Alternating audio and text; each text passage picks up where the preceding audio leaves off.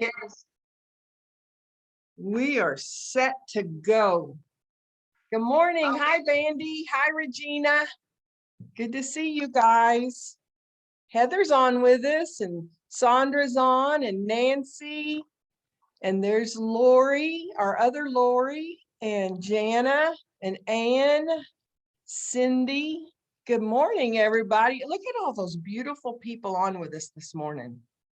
Wouldn't it be fun to have them all in the same room? If we could just everybody gather together, would that look like a retreat? It would look like a retreat. Yeah. Speaking of retreats, we have one coming up the 28th through the 30th in Dewey, Oklahoma. The bed and breakfast where we do the retreat is full, but we made arrangements. We have a bunkhouse on a family ranch just outside of Bartlesville. It's only about probably 10 minutes from the bed and breakfast that's taken the overflow for us. So if you're interested in the Dewey, Oklahoma Dream Big Girls Retreat, and our theme, I got to think of what our theme is. And it shall be. And it shall be. Oh, it shall be. And it Okay. shall be. Pray, and it shall be. Ask, believe, and receive. That's exactly right. That's exactly right. Yes. So excited. Yes. Yeah. Well, I hope that if somebody out there has a second thought about getting out and going, think that a little bit. You know what? It is fulfilling. I mean, you're going to just have experience something that you wouldn't normally do in an hour and an event. You know, That's right. It's changing. It's life changing. It really is. It really is. And you know, Debbie started these with me 14 years ago. The very, very first one Debbie and I was in charge of. Excuse me. And I used to say a lot that I didn't want to miss anytime my church doors were open. I mean, I was there Sunday morning, Sunday night, Wednesday night. Now the church I go to now has like 7 Sunday services, so I can't say the same thing anymore. But Sunday morning, Sunday night, Wednesday night, and I said that when I missed my Wednesday night services, I could feel the pull of the world. And you know, it's still true. I mean, there's just a refreshment that comes from a corporate gathering when 2 or more are gathered together. But I'm now to the place, we're 14 years into this, Debbie, and I'm the same thing about these retreats that, you know, it's 0.004% of your year, 0.004% of your year to take one Friday night, one Saturday night till noon on Sunday and dedicate it just to the Lord, to just get away, put your cell phone down, and just focus and soak in God. I think if I could think of a phrase about our retreats, it's soaking him in, soaking him in. And it's like a boost of adrenaline. It's like a supernatural shot of enthusiasm and hope for your whole year. Yes, yes. Well, I hope that you have more people contact today and tomorrow to answer that. You know what, Elizabeth, we got to get into this Bible study. There's so much today, and I don't even know how we're going to get around it. But oh my God, you talked about yesterday on having a love story, a beautiful love story with Isaac and Rebecca. I know it. Isn't that life? You start out a beautiful love story, and then life happens. Well, and the thing is, Debbie, the life that happened to Isaac, if we flip back to yesterday and read that last sentence, it's that Abimelech orders him to leave. And the reason he ordered him to leave is Isaac had prospered and had gotten so rich that Abimelech had said that there's not room for your stuff and my stuff. You got to go. I mean, that really hit me. It's the first line that I underlined today. Genesis chapter 26, verse 17. So Isaac moved away. So we've talked a lot about how the Israelites got exiled to Babylon, how they came in, they loaded them up, they, under an act of war, they came in and got the Israelites, put chains on them, and they took them away, exiled them to another country in slavery. But here's a whole different thing, in that Isaac hadn't done anything wrong. Isaac had put down roots. I mean, this was his land. It's part of the land that God promised to his dad that he would have. And yet he was the one required to leave. And so I just, we find these reasons to be offended. Our job changes, we've got to move. This happens, that happens, and when you put these things into perspective, Isaac was just of the mindset that he was going to be blessed no matter where he was at. He was God's. He's God's man. And it didn't matter where he lived. And I just found it quite fascinating that he had prospered to the point that he had to leave. Isn't that something? Right. Yeah, that is. He lived with that mindset of abundance rather than having a sparse lifestyle. Wherever he was, it's like Paul. I made myself happy. That's right. I could wherever I go. I like as we get on down into there, and he's talking about digging the wells. That's where I was going next, Debbie. We didn't even rehearse this. No. Okay, so the wells. The wells. How many of them were there? Well, we start with 3, but what I like about what I read in some of the stuff that I was researching too, it's talking about a powerful illustration of spiritual life. In these wells, the spiritual resources that sustain previous generations. Okay, wait. I got to interrupt you. I have to interrupt you because you're going right where I just, oh my gosh, I'm so excited, Debbie. So last year, as we ended the year in Revelation, we read about the 4 rivers. Then this year in Genesis, and we read about the 4 rivers. And I told you guys, I told everybody out there, mark this down. This is going to be the foundation as we move forward. 4 rivers. So in the Bible, throughout the Bible, it talks about the 4 rivers flowing from our heart. We talked about the courtyard, that from the south gate flowed a river, from the east gate flowed a river, and there's 4 rivers. You with me? So now, then in Genesis, in the physical, there's 4 rivers. Now Isaac, he first digs 3 wells, and he digs the 4th one. And now Debbie is going to give you the significance spiritually of these 4 wells, because do I believe there was 4 physical wells, Doug? Absolutely. But do I think that today, on January the 12th, 2022, all we should read about is just the fact that in this love story of Isaac and Rebecca that they dug 4 wells? Absolutely not. So listen in to what Debbie found. You know what? So she don't even know what I'm going to say. Just remember, we haven't rehearsed this, so she's trusting me. I do trust her. Here we go. Okay. The spiritual resources that sustain previous generations are available for us today if we will seek them with faith, work, and commitment. Using this as a spiritual illustration, we might say that the wells of peace, the wells of power, the wells of grace, the wells of wisdom, of transformation are all available for believers today. And that's he didn't just sit back and say, well, guess what? There's where Dad used to have a well. He knew the history. And he went in and did the same thing. He knew he was God's man. He knew who he was.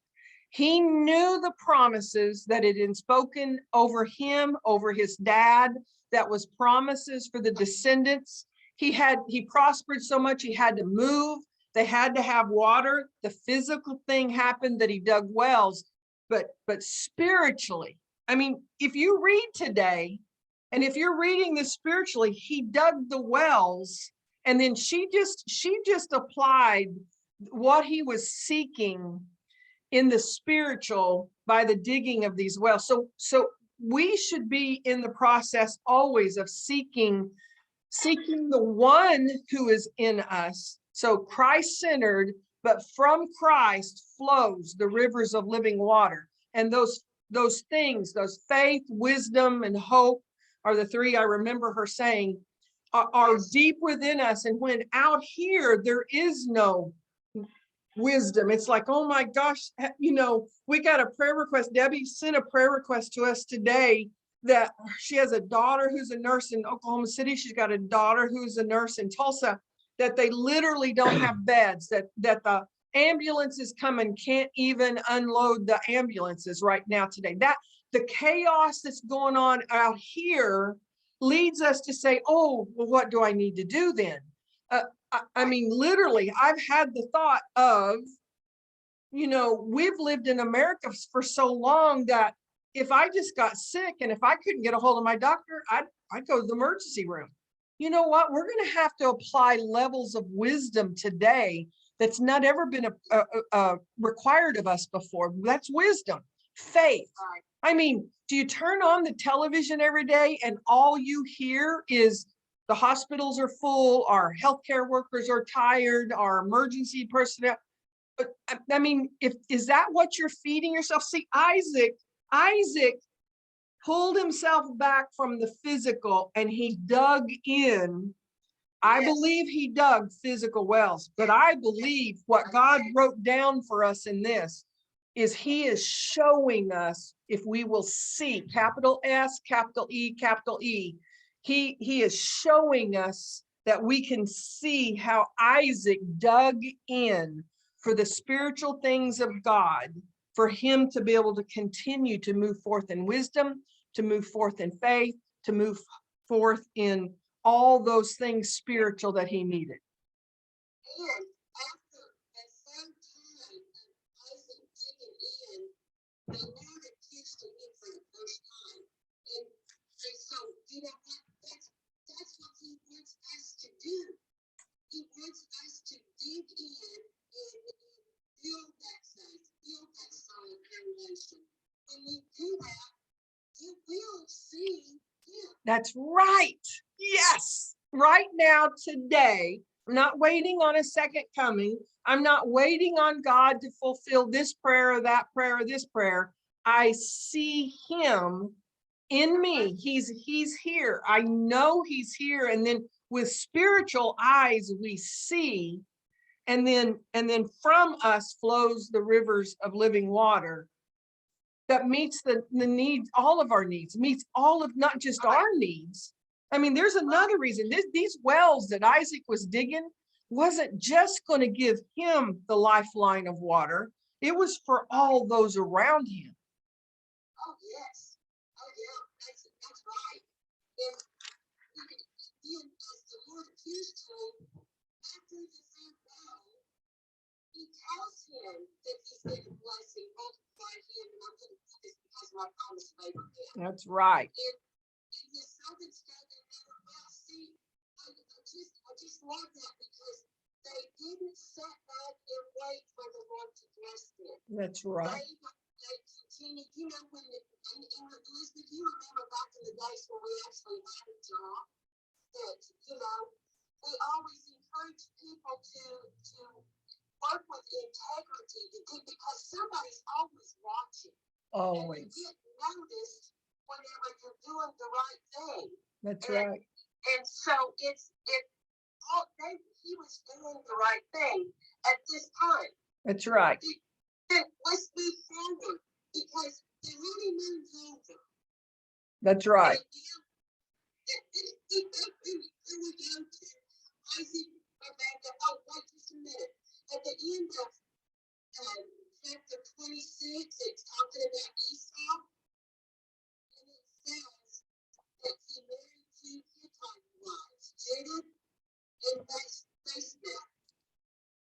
and the wives made life miserable for Isaac and Rebekah, and then we move into chapter 27. Yeah, What did he you married, learn from he that? married outside of his tribe and it caused problems.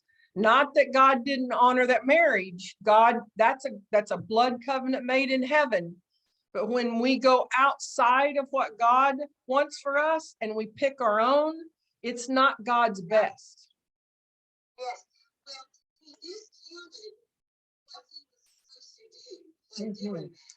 Yes. And so that was evidence of Esau's disqualification for the spiritual headship, because see, I had over everything in the past. Whenever he sold his birthright to Jacob, you know, okay, well, that was that happened then, now they're listening on, and then here comes the lies, deceit, and everything else, and it seems to me poor Esau lost it again because Jacob deceived him, but just look at the family dynamics.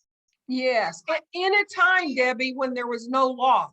I mean, there were no 65-mile-an-hour speed limits out on the highway. There were no statutes according to the federal government that said this is wrong, don't do this. There was no law laid down. And what we're seeing is what happens when we live without boundaries. What we're seeing is what happens when we say, oh, there is no such thing as sin.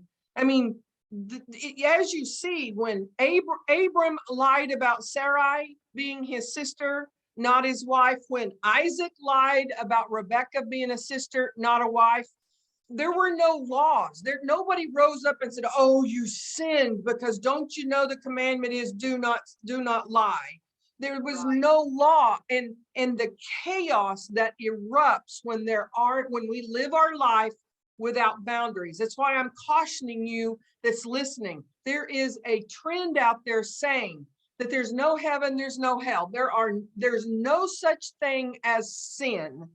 And as Debbie's getting ready to explain to us, this is Esau really and truly struggling because he's never had any boundaries put on him. Right. Well, and so I like that you've heard this before, the quote from C.S. Lewis. A little lie is like a little pregnancy. It's, Yeah. It's that. There's no little lie. It's all lie.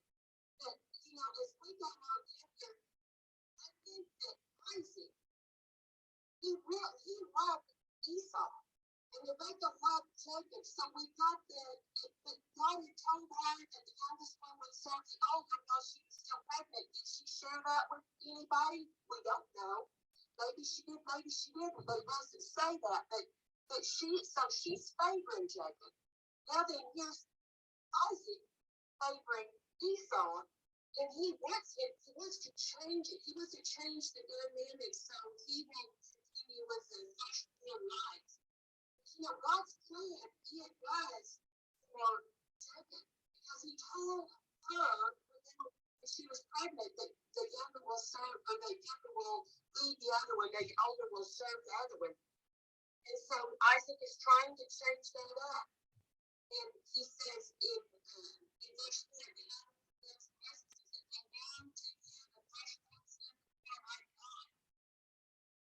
he's trying to change that. He can't change God's plan.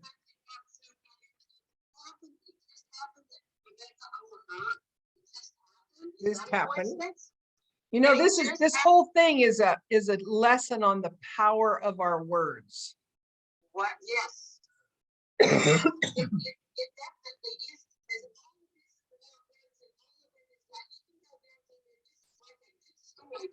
I wish they just put this on TV. Yeah. Because you got all the life and the everything, and then he ends up blessing Jacob. But look in verse 20, Jacob adds to the deceit when he says, "The Lord your God put it in my path." He says God's name in the deception. Mm-hmm. Mm-hmm. So everybody has a piece of this Wi-Fi. Yes. Everybody has a piece. Yeah, they all have it. And I discovered that deception. Isaac covers that deception. And they act like they are. It's the worst thing ever, but you know what? They were in it too. Mm-hmm. But I started writing down a list of all of the lies and stuff, and you know what? I couldn't even piece it together. Yeah. It's like if you think of like you see families today, they start out with that little lie.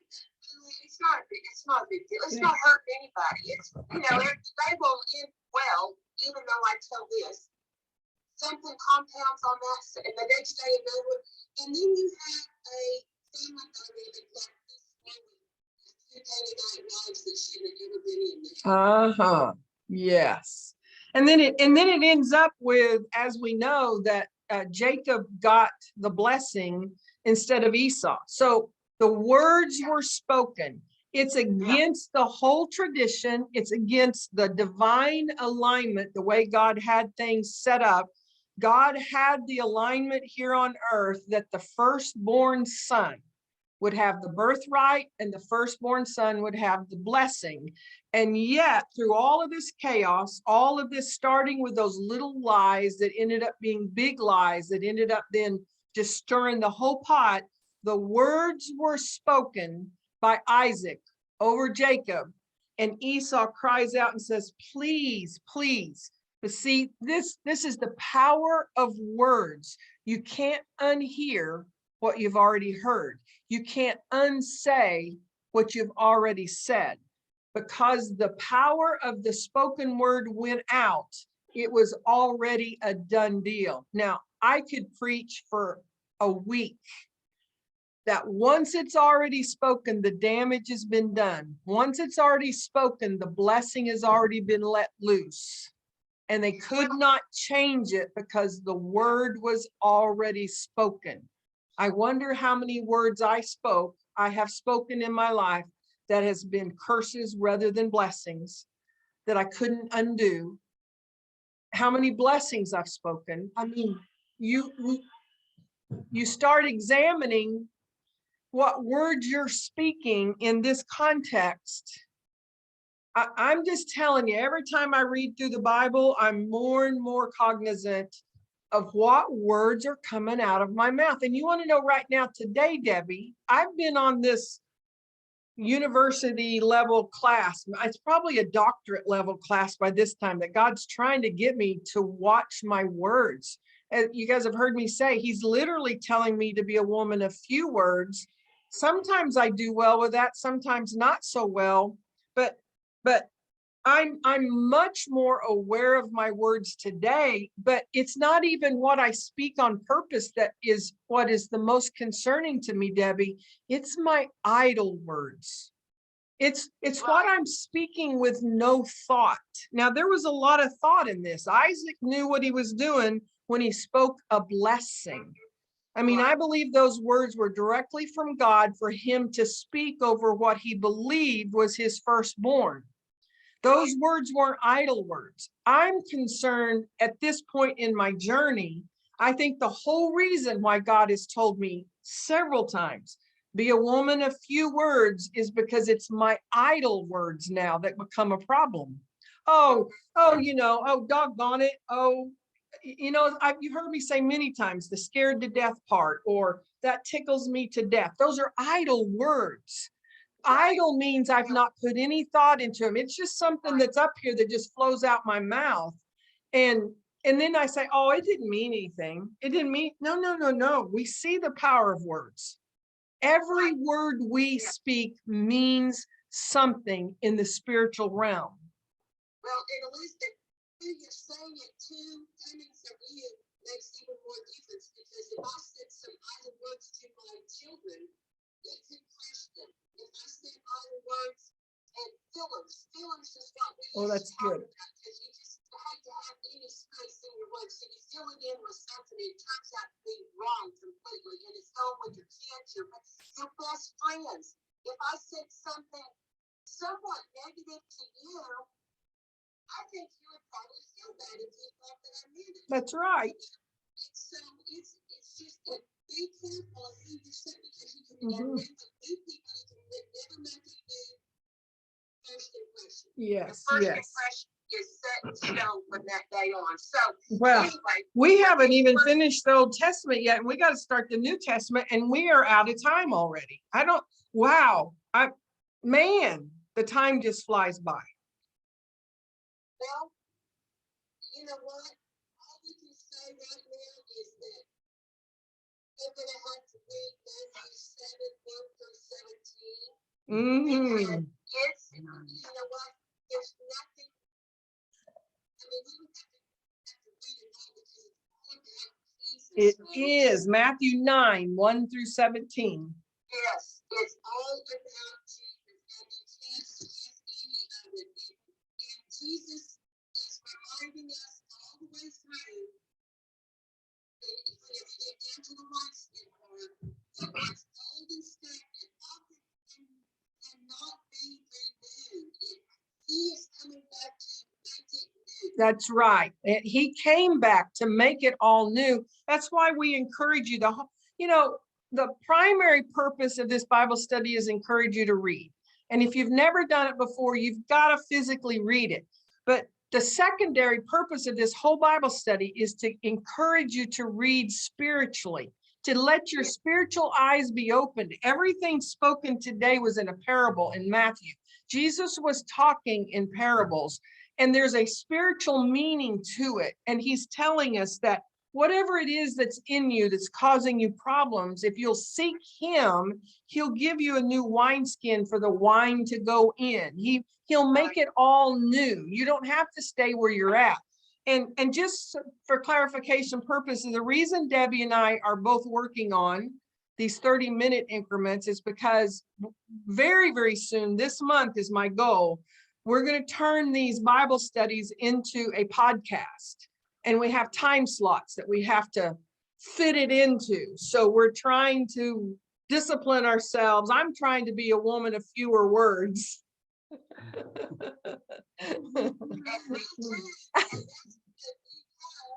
And then the two of us together, oh my goodness, oh my goodness. Debbie, you want to read the Proverbs for us, and we'll end with the Proverbs today. Yes. Proverbs 3, 9 through 10. Honor the Lord with your wealth, and the best part of everything you produce. Then, should I predict what will happen? Yeah. He will fill your barns with grain, and your vats will overflow with good wine. It's conditional on what we do, what we set our hearts to. Tied up gratitude. Yeah. So, not because you're supposed to, because you want to. That's right. This is Elizabeth. Oh, go ahead. No, I'm just gonna say it's not give to get. That's exactly right. Thank you for clarifying that. Because you want to. That's right. That's right. This is Elizabeth Sharon Ann podcast. I have Debbie Nolan on with me. What an honor and a privilege it is. Anytime I'm in Debbie's presence, I am blessed. I am blessed. I love this woman beyond words. And I love that we have the technology that we can both come on with you guys. Share this, like it, put comments in, put your prayer requests in. Let's get the word out there in this hurting world.